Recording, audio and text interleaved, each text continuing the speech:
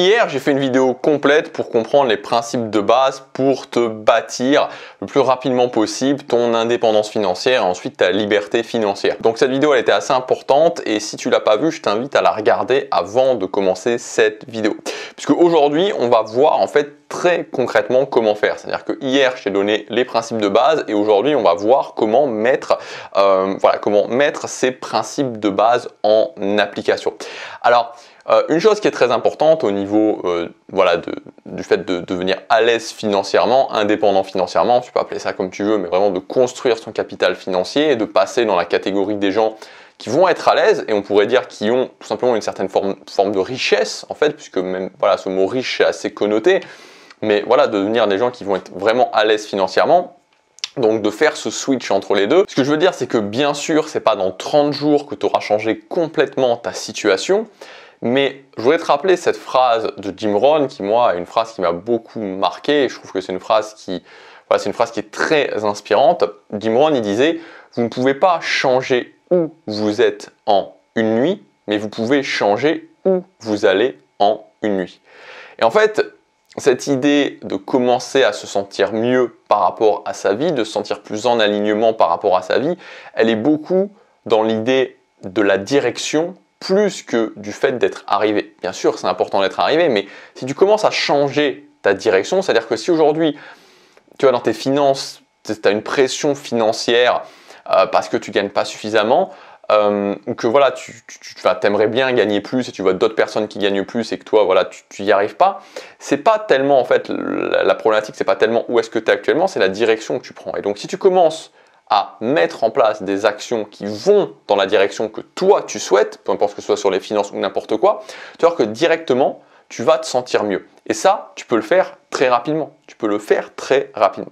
Alors, on va reprendre les 3 phases d'hier. Encore une fois, je vous rappelle, il y a la vidéo d'hier. Si vous ne l'avez pas vue, c'est vraiment une bonne base pour avant de regarder cette vidéo. On avait vu les 3 phases qui étaient donc la gestion la gestion de mes finances, on va dire la gestion de mon budget, ensuite l'investissement et enfin la génération de revenus, de nouvelles sources de revenus.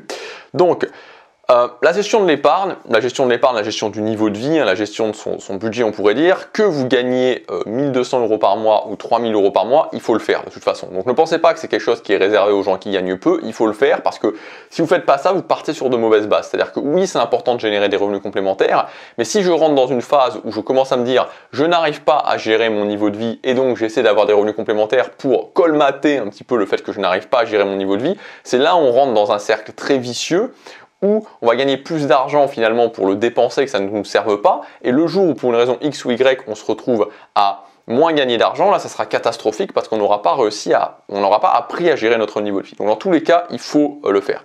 Donc pour gérer son niveau de vie, pour gérer votre budget, c'est assez simple finalement. C'est-à-dire que l'argent, vraiment d'une façon générale, l'argent répond à des règles simples. C'est-à-dire qu'il faut être rigoureux sur ces règles. Premièrement, c'est connaître ce que vous gagner, donc votre flux de revenus, et connaître votre flux de dépenses. Donc vous devez vraiment, ça c'est une base d'une base, avoir un fichier. Voilà, moi j'ai un fichier qui est sur mon Mac, qui est sur mon Drive en fait pour être tout à fait exact.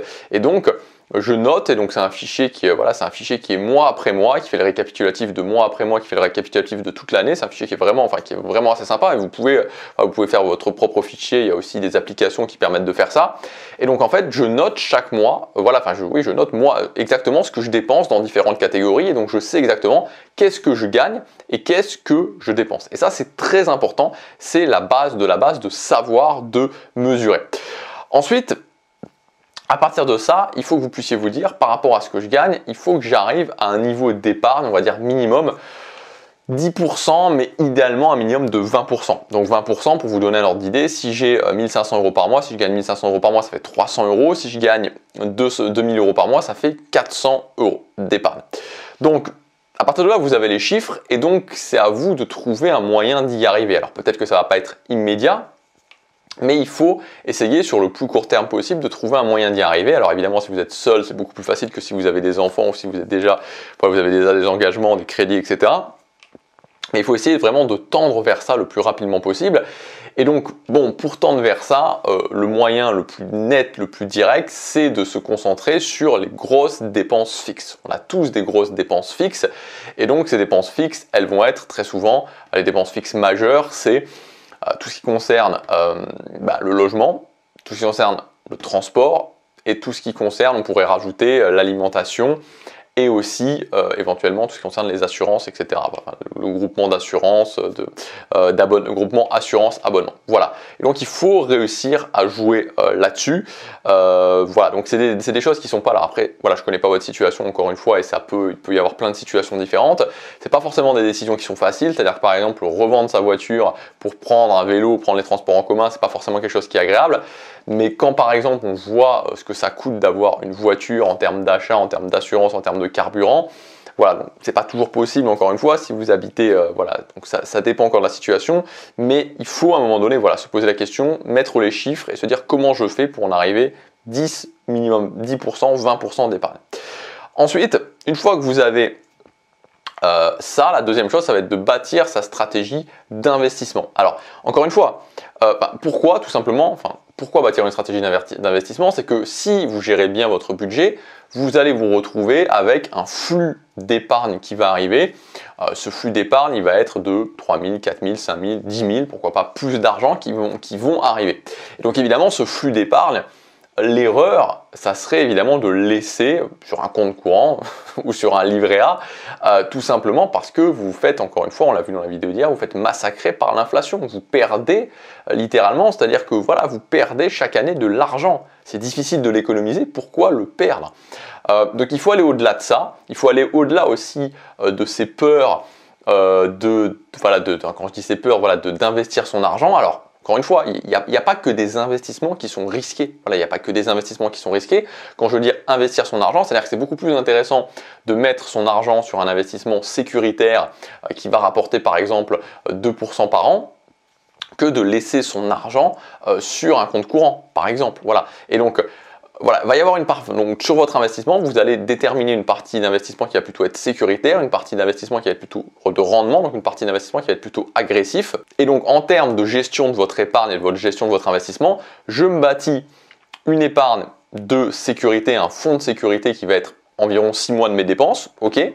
Et ensuite, je commence à bâtir ma stratégie d'investissement suivant mon âge. Une partie, c'est ma tolérance au risque évidemment, une partie sécuritaire, une partie risquée. Donc typiquement, si vous avez par exemple 30 ans, vous pouvez tout à fait vous dire, si vous avez 30 ans, que je mets 30% sur du sécuritaire. Donc 30% c'est sur du sécuritaire, ça peut être par exemple 30% sur du fonds euro. Par exemple, dans une assurance vie, fonds euro, c'est du sécuritaire, c'est à capital garanti. Il y a d'autres choses aussi pour sécuriser, il y a aussi par exemple les obligations. Et puis 70% sur du risqué, où là on va clairement plus se diriger vers des actions. Voilà, donc ça va être là, cette répartition-là, et cette répartition que vous allez petit à petit sécuriser au fur et à mesure que vous arrivez au terme de votre placement. Donc ça va être la stratégie d'investissement. Le but de cette stratégie d'investissement, c'est une stratégie, comme on l'a vu hier dans la vidéo d'hier, c'est de faire jouer les intérêts composés pour pouvoir faire grandir son patrimoine et non pas devoir faire des efforts et des efforts et des efforts. C'est dommage quand il y a des outils à notre disposition qui permettent d'accélérer les choses. Et enfin, la troisième étape, c'est d'augmenter ses revenus. Alors, augmenter ses revenus, voilà, c'est ce que j'ai noté dans le script de ma vidéo, c'est l'étape dont il ne faut pas dire le nom. C'est une étape dont on parle peu parce qu'elle semble impossible à réaliser. C'est-à-dire cette idée de générer des revenus complémentaires et pourquoi pas d'avoir plusieurs sources de revenus, c'est quelque chose qui semble très difficile à envisager pour beaucoup de personnes. La réalité, c'est que Internet a réellement changé les choses et qu'aujourd'hui, c'est largement possible de le faire. Alors moi, ce que je voudrais vous donner ici, c'est un plan d'action concret pour pouvoir le faire, surtout si vous ne l'avez jamais fait, surtout si vous n'avez jamais généré de revenus. Donc c'est-à-dire, vous n'avez jamais généré de revenus complémentaires sur Internet et vous avez une résistance par rapport à ça. C'est-à-dire que si vous dites, ok, voilà, voilà, si je vous dis par exemple, ok, c'est possible de générer des revenus sur Internet, vous sentez qu'il y a une voix en vous qui vous dit non, c'est pas possible. Donc si vous êtes dans ce cas-là, moi ce que je vous invite à faire, c'est vraiment de faire les choses par étapes. Donc de faire les choses par étapes, ça va être de commencer à se dire, ok, je vais aller chercher 500 € de revenus complémentaires par mois avec des choses qui sont simples à mettre en place. Donc par exemple, des solutions de micro-revenus que je vais pouvoir accumuler, ou alors par exemple des solutions où je passe par des plateformes, c'est-à-dire que je passe par des plateformes où je peux travailler comme prestataire sur des plateformes, et donc j'ai pas beaucoup à me prendre la tête par rapport à ça. Pour pouvoir passer cette barrière des 500 euros. Une fois que j'ai fait ça, une fois que j'ai passé cette barrière des 500 euros, alors là, je peux partir sur des business qui sont plus durables.